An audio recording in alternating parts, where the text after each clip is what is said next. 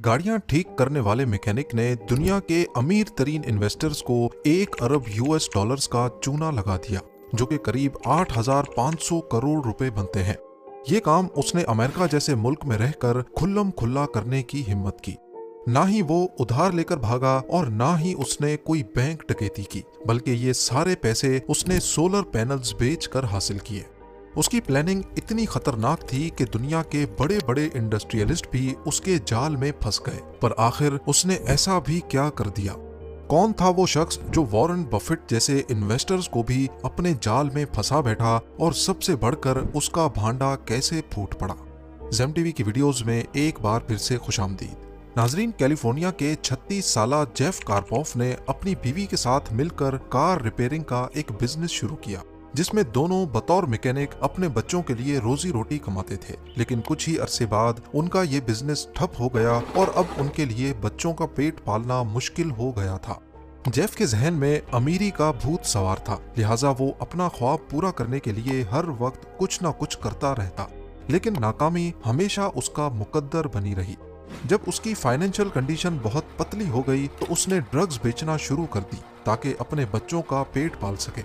धीरे धीरे उसके ऊपर कर्जा चढ़ने लगा, घर का रेंट और दीगर बिल्स अदा करना मुश्किल होने लगे, और ड्रग्स बेचकर ये सब करना भी उसे कोई अच्छा ऑप्शन नहीं लगता था।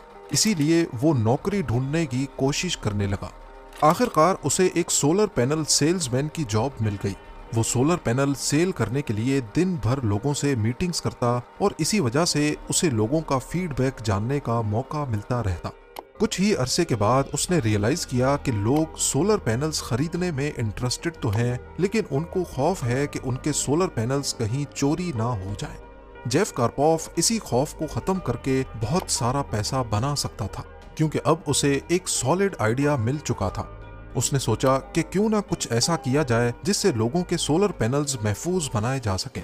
अगर इन पैनल्स को किसी ट्रक या ट्रेलर पर फिक्स कर दिया जाए और दिन भर इस्तेमाल करने के बाद रात को उन ट्रक्स को महफूज मकाम पर पार्क कर दिया जाए तो ये एक अच्छा ऑप्शन हो सकता है। प्लान तो बहुत अच्छा था, लेकिन एक मसला था कि जेफ कार्पोफ पढ़ा लिखा नहीं था, यानी इस प्लान को कैसे कामयाब बनाना है इसकी टेक्निकल नॉलेज उसके पास नहीं थी। लिहाजा उसने अपने ब्रदर इन लॉ को कांटेक्ट किया, जो कि एक मैकेनिक था। कुछ अरसे की मेहनत के बाद दोनों ने एक मोबाइल सोलर जनरेटर तैयार कर लिया। ये एक फ्रेम पर मुश्तमिल था जिसके नीचे टायर्स लगे हुए थे, और इस फ्रेम के ऊपर सोलर पैनल्स को फिक्स किया गया था। सोलर पैनल्स यूज करने के बाद इनको दोबारा लॉक करके महफूज जगह पर पार्क किया जा सकता था। दूसरी जानिब पोर्टेबल डीजल जनरेटर्स भी मार्केट में मौजूद थे, और वो भी जेफ कार्पोफ के आइडिया की तरह ही काम करते थे। बस फर्क इतना था कि जेफ सोलर एनर्जी का इस्तेमाल कर रहा था।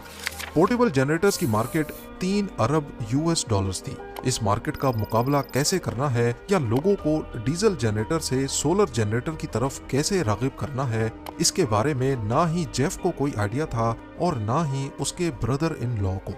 लेकिन किस्मत उन पर मेहरबान थी। उनकी कार रिपेयर शॉप पर वॉटसन नामी एक कस्टमर आया करता था, जो कि खुद एक सॉफ्टवेयर प्रोफेशनल था। जब उसे जेफ की इन्वेंशन के बारे में पता चला तो उसने उन्हें एक कंपनी बनाने की ऑफर की। कंपनी का नाम डीसी सोलर रखा गया, और इसमें वॉटसन और उसकी टीम भी शामिल हो गई, जो कि मार्केटिंग का डिपार्टमेंट संभालने लगे। सबसे पहले आम पब्लिक को टारगेट करने के बजाय उन्होंने बड़ा काम करने का सोचा। उन्होंने सबसे पहले हॉलीवुड को टारगेट किया, क्योंकि उस वक्त मूवीज सेट पर डीजल जनरेटर्स इस्तेमाल किए जाते थे, जो कि बहुत शोर पैदा करते, और इस कंडीशन में डीसी सोलर कंपनी के मोबाइल सोलर जनरेटर्स एक अच्छा ऑप्शन हो सकते थे। उनका प्लान कामयाब हो रहा था और कई बड़ी फिल्म्स के सेट पर इनके सोलर पैनल्स इस्तेमाल होने लगे। 2009 में मशहूर अमेरिकन एक्टर और फिल्म प्रोड्यूसर ने इन सोलर पैनल्स की तस्वीर अपने फेसबुक अकाउंट से भी शेयर की, और ये कंपनी के लिए एक बड़ी प्रमोशन थी। दूसरी जानिब जेफ मुख्तलिफ बिजनेसमैन से मिलने लगा और अपना एक नेटवर्क बनाने लगा। वो पब्लिक गैदरिंग में भी अपनी कंपनी के बारे में बताए बिना नहीं रहता था, और देखते ही देखते जेफ ने world famous law firm Nixon Peabody से हाथ मिला लिया। इस दौरान अमेरिकन कांग्रेस ने एक कानून पास किया जिसमें वैल्यू ऑफ इन्वेस्टमेंट पर टैक्स क्रेडिट को 3 गुना कर दिया गया, जिसका मतलब था कि जो भी कारोबार अपने लिए सोलर पैनल्स खरीदेगा उसे 30% पैसे वापस किए जाएंगे।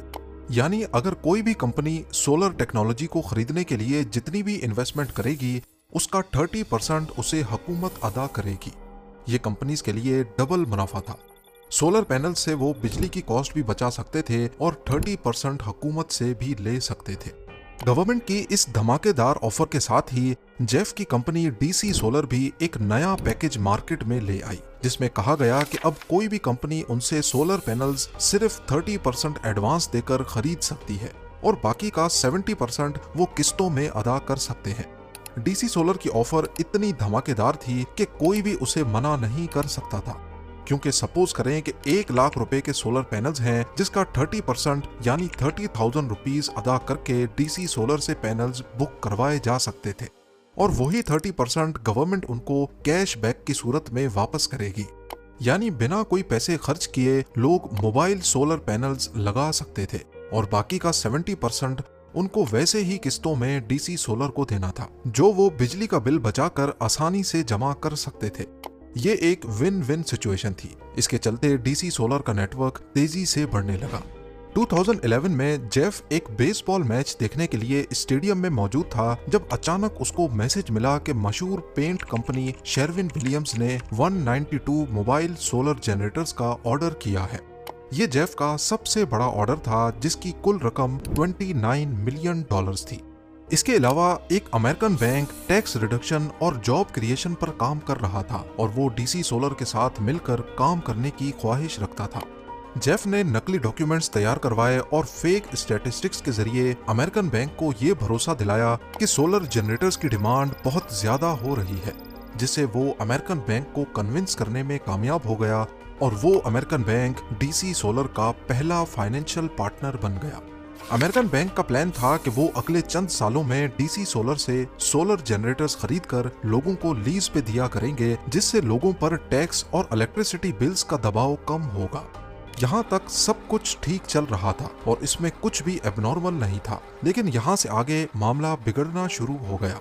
जो सोलर जनरेटर्स मूवी सेट्स पे इंस्टॉल किए गए थे उनमें प्रॉब्लम आने लगी और वो बार बार बंद हो जाते थे और ऐसा होना ही था क्योंकि जेफ और उसके ब्रदर इन लॉ ने बगैर किसी नॉलेज के इनको तैयार किया था। और हैरानकुन बात यह कि अक्सर इंफॉर्मेशन के लिए वो गूगल इस्तेमाल किया करते थे।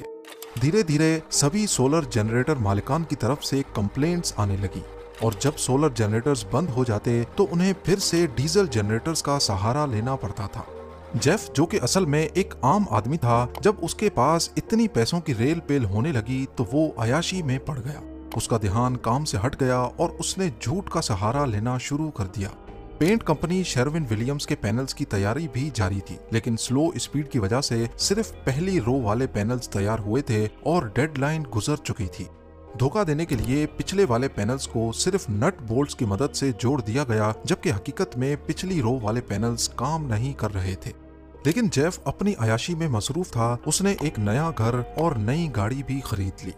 जब लोगों को ऑर्डर्स टाइम पे नहीं मिलने लगे तो कोई भी कंपनी इन जनरेटर्स को 5 से 10 साल के लिए लीज पर लेने को तैयार नहीं थी और लंबी लंबी लीज के बगैर डीसी सोलर अपने पुराने इन्वेस्टर्स को रिटर्न्स और लीज पेमेंट्स अदा नहीं कर सकता था। लेकिन जेफ और उसकी टीम ने एक और प्लान बनाया।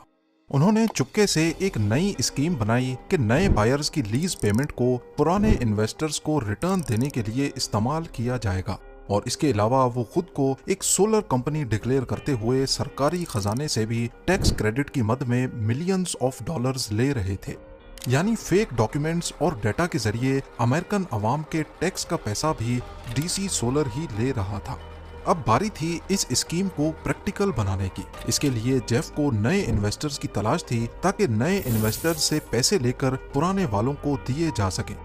वो हर इन्वेस्टर को फेक डेटा दिखाकर ये जाहिर करता कि जनरेटर्स बहुत ज्यादा तादाद में सेल हो रहे हैं और इस काम के लिए वो बिला वजह जनरेटर्स को एक जगह से दूसरी जगह भेजता ताकि इन्वेस्टर्स को लगे कि जनरेटर्स की डिमांड बहुत ज्यादा है और हर वक्त कोई ना कोई डिलीवरी हो रही है।